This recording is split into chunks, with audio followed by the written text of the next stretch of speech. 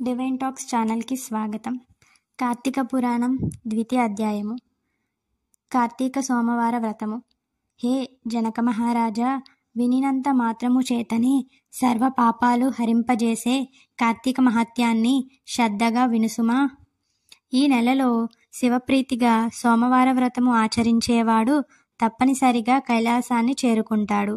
కార్తీక మాసంలో వచ్చే ఏ సోమవారంనైనా సరే స్నాన జపాదులను ఆచరించి వాడు 1000 అశ్వమేధాల ఫలాన్ని పొందుతాడు. ఈ సోమవార వ్రతవిధి 6 రకాలుగా ఉంది.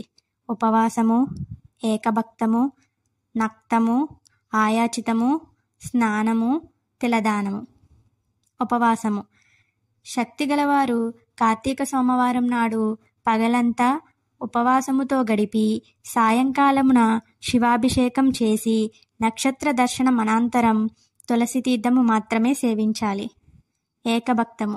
సాధ్యం కాని వాళ్ళు ఉదయం స్నాన దాన జపాలను యథావిధిగా చేసుకుని మధ్యాహ్నమున భోజనము చేసి రాత్రి భోజనానికి బదులు శైవ తీర్థమో తులసి తీర్థమో మాత్రమే తీసుకోవాలి. నక్తము. పగలంతా ఉపవాసముండి రాత్రి నక్షత్ర దర్శనం తరువాత భోజనము గాని ఉపహారమును గాని స్వీకరించవచ్చు. ఆయాచితము. భోజనానికి తాము ప్రయత్నించకుండా ఎవరైనా వారికి వారుగా పిలిచి భోజనం పెడితే చేయడం ఆయాచితము. స్నానము. పై వాటికి వేటికి శక్తి లేని వాళ్ళు సాయంత్రాన స్నాన జపాదులు చేసినప్పటికీ చాలు. తిలదానము. మంత్ర జపావిధులు కూడా తెలియని వాళ్ళు కార్తీక సోమవారం నాడు నువ్వులను దానం చేసినా సరిపోతుంది. పై 6 పద్ధతులలో దేనిని ఆచరించినా కార్తీక సోమవార వ్రతము చేసినట్లే అవుతుంది. కానీ తెలిసిండి కూడా ఏ ఒక్కదానిని ఆచరించని వాళ్ళు 8 యుగాల పాటు కుంభీపాక నరకాన్ని పొందుతారని హర్షవాక్యము. ఈ వ్రతాచారము వలన అనాథులకు స్త్రీలు కూడా విష్ణు సాయుధ్యాన్ని పొందుతారు. కార్తీక మాసంలో వచ్చే ప్రతి సోమవారము నాడు కూడా పగలు ఉపవాసం ఉండి రాత్రి నక్షత్ర దర్శనం అనంతరం మాత్రమే భోజనము చేస్తూ ఆ రోజంతా భగవంతుని ధ్యాసలో ఉంటే శివ సాయుధ్యాన్ని పొందుతారు. సోమవార వ్రతాన్ని చేసేవాళ్ళు శివాభిషేకము చేయుట ప్రధానమని తెలుసుకోవాలి. ఈ సోమవార వ్రతాన్ని వివరించే ఒక ఇతిహాసాన్ని చెబుతాను విను. నిష్ఠురి కథ. పూర్వం ఒకానొక బ్రాహ్మణునికి నిష్ఠురి అనే కూతురు ఉండేది. పుష్టిగాను అందంగాను అత్యంత విలాసంగాను ఉండే ఈమెకు గుణాలు మాత్రం శ్రేష్టమైనవి అబ్బలేదు. గయ్యాలిగాను కాముకురాలిగాను చరించే ఈ నిష్ఠురిని ఆమె గుణాల రీత్యా కర్కశ అని కూడా పిలుస్తూ ఉండేవారు. బాధ్యత ప్రకారం తండ్రి ఆ కర్కశకు సౌరాష్ట్ర బ్రాహ్మణుడైన మిత్రశర్మ అనేవానికిచ్చి తన చేతులు దులిపేసుకున్నాడు. ఆ మిత్రశర్మ సద్గుణవంతుడు, సదాచారపరుడు, సహృదయుడు కావడం వలన కర్కశ ఆడినది ఆటగా పాడినది పాటగా కొనసాగుతూ వస్తూ ఉండేది. పైగా ఆమె ప్రతిరోజు తన భర్తను తిడుతూ కొడుతూ ఉండేది. అయినప్పటికీ కూడా మిత్రశర్మ ఏమీ అనేవాడు కాదు. భార్యను మంచిగా చూసుకునేవాడు. మిత్రశర్మ కర్కశ పెట్టే కఠిన హింసలన్నింటినీ భరిస్తూ ఉండేవాడు గాని ఏనాడు ఆమెను శిక్షించలేదు. ఆమె ఎందరో పరపురుషులతో అక్రమ సంబంధం పెట్టుకుని భర్తను అత్తమామలను మరింత నిర్లక్ష్యంగా చూసేది. అయినా భర్త సహించాడు.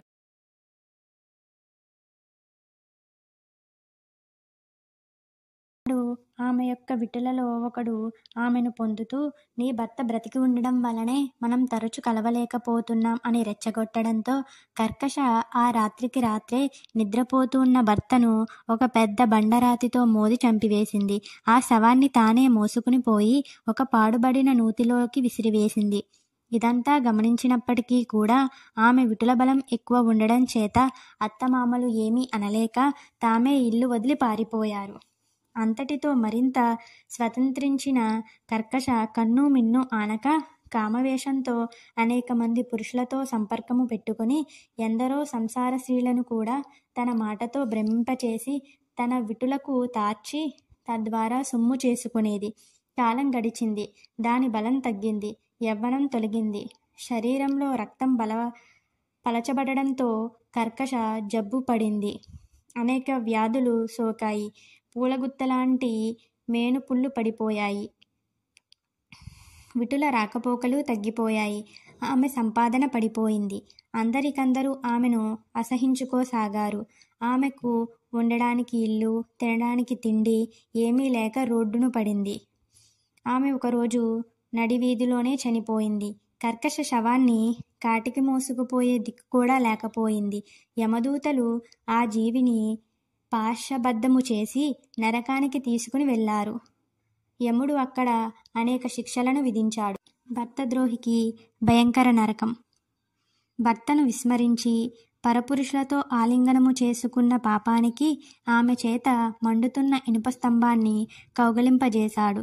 భర్త తలను బద్దలు కొట్టినందుకు గదలతో ఆమె తల చిట్టేటట్లు మోదించాడు. భర్తను దూషించినందుకు, కొట్టినందుకు, తన్నినందుకు దాని పాదాలను పట్టుకుని కఠిన శిలలపై వేసి బాధించాడు. సీసమును చెవులలో పోయించాడు. కుంభీపాక నరకానికి పంపాడు. తర్వాత ఆమె 15 సార్లు భూమిపై కుక్కగా జన్మించినది. 15వ పర్యాయమున కళింగ దేశములో కుక్కగా పుట్టి ఒకోనొక బ్రాహ్మణ గృహంలో ఉంటూ ఉండేది. కార్తీక సోమవార వ్రతఫలముచే కుక్క కైలాసమందుట. ఇలా ఉండగా ఒక కార్తీక సోమవారము నాడు బ్రాహ్మణుడు పగలు ఉపవాసము ఉండి శివాభిషేకము నిర్వహించి నక్షత్ర దర్శనం అనంతరం నక్త స్వీకారానికి సిద్ధపడి ఇంటి బయలులో బలిని విడిచిపెట్టాడు. ఆ నాడంతా ఆహారము దొరకక పస్తులు ఉన్న కుక్క ప్రదోష దినాన ఆ బలి అన్నాన్ని భుజించినది. బలి భోజనము వలన దానికి పూర్వజన్మ గుర్తుకు వచ్చి విప్రుడా రక్షింపుము అని కుయ్యి పెట్టినది. దాని అరుపులు విని వచ్చిన విప్రుడు కుక్క మాటలను గమనించి, ఏమి తప్పు చేశావు? నిన్ను నేను ఎలా రక్షించగలను అని అడిగాడు. అందుకు కుక్క, ఓ బ్రాహ్మణుడా, పూర్వజన్మలో నేనొక విప్రవనితను. కామముతో కళ్ళు మూసుకుపోయి నా భర్తను చంపివేశాను. అనేక పాపాలను చేశాను. దానికి ఫలితంగా నేను 14 సార్లు కుక్కగా పుట్టాను. ఇది 15వ సారి అని చెప్పి, నాకు ఇప్పుడు ఎందుకు హఠాత్తుగా పూర్వజన్మ గుర్తుకు వచ్చింది అని అడిగింది.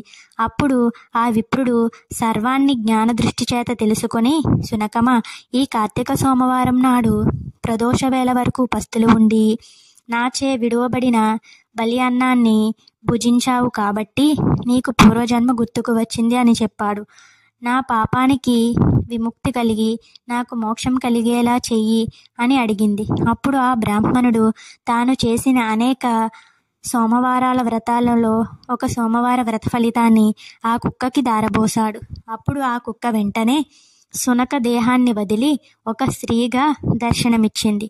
తాను కైలాసానికి చేరుకుంది.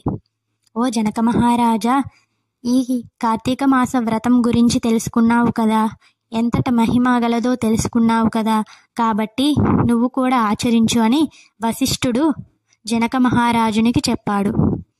2వ అధ్యాయము సమాప్తం.